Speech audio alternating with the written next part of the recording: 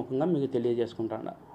మీరు పూర్తిగా ఆలోచన చేసి మీ స్వచ్ఛమైన ఓటును, మీ ఉన్నతమైన ఓటును చూసుకొని మీరు పూర్తి స్థాయిలో ఓటింగ్ చేయాలని నేను మనస్ఫూర్తిగా కోరుతా ఉంటా.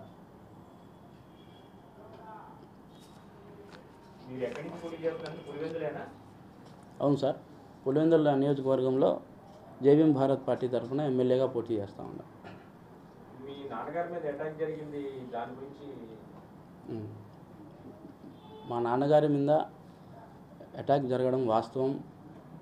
అంటే నేను ఇప్పుడు ప్రెస్ మీట్ పెట్టడం కూడా కేవలం పార్టీ తరఫునే, కానీ వివేకానంద రెడ్డి గారి మర్డర్ కేసుకు సంబంధించి ఒక పాయింట్ కూడా నేను మాట్లాడదలుచుకోలేదు. ఎందుకంటే ఆ మర్డర్కు ఈ పార్టీకి, ఆ కేసుకు ఈ పార్టీకి ఎటువంటి సంబంధం లేదు కాబట్టి కేవలం నేను పార్టీలో సభ్యుడిగా మాత్రమే నేను మాట్లాడదలుచుకుంటాను. దయచేసి క్షమించండి.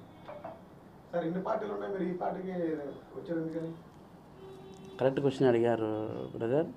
అంటే అన్ని పార్టీలు చూసినాం బ్రదర్. అంటే అన్ని పార్టీలలో నమ్మించి గొంతులు కోసే జాచి, నమ్మించి గొంతులు కోయడం అనేది చాలా ఆనవాయితీగా వస్తుంది. కాబట్టి అంటే జడా శ్రావణ్ కుమార్ గారు పూర్తి స్థాయిలో నేను జైల్లో ఉన్నప్పుడు నాకు సపోర్ట్ చేసిన ఏకైక వ్యక్తి జడా శ్రావణ్ కుమార్ గారు.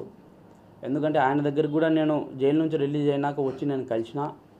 ఈ విధంగా నేనే ఆయన పార్టీలో చేరతా సార్, నాకు ఒక అవకాశం ఇవ్వండి, నేను ప్రజల పక్షాన నిలబడి పోటీ చేయాలని నేను అనుకుంటాడా.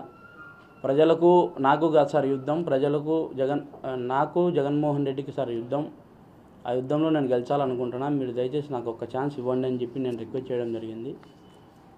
ఆయన దాన్ని స్వీకరించి నాకు ఈ గొప్ప అవకాశాన్ని ఇచ్చారు. ఎందుకు ఈ పార్టీని ఎంచుకున్నానంటే కుళ్ళు, కుతంత్రాలు, నమ్మక ద్రోహాలు ఈ పార్టీలో లేవు. అందుకు జడా శ్రావణ్ గారు దాదాపుగా 10 ఏళ్ళ నుంచి ఒక జడ్జిగా కూడా ఆయన 10 మందికి న్యాయం చేసిన వ్యక్తే. ఆ తర్వాత ఇప్పుడు కూడా ఒక లాయర్గా ఆయన చలామణి అవుతూ ఉన్నారు. ఆయన పార్టీలో నాకు అన్యాయం జరగబోదు అనే నమ్మకంతో నేను ఈ పార్టీలోకి దిగిన. ఖచ్చితంగా పోరాడతా, ఖచ్చితంగా పులివెందుల నియోజకవర్గంలో ఎమ్మెల్యేగా గెలుస్తా, ఇది ఖచ్చితంగా చెప్తా ఉన్నాను గట్టిగా. మీకు థ్రెట్ ఉందని భావిస్తున్నారా? థ్రెట్ 100% ఉంది. థ్రెట్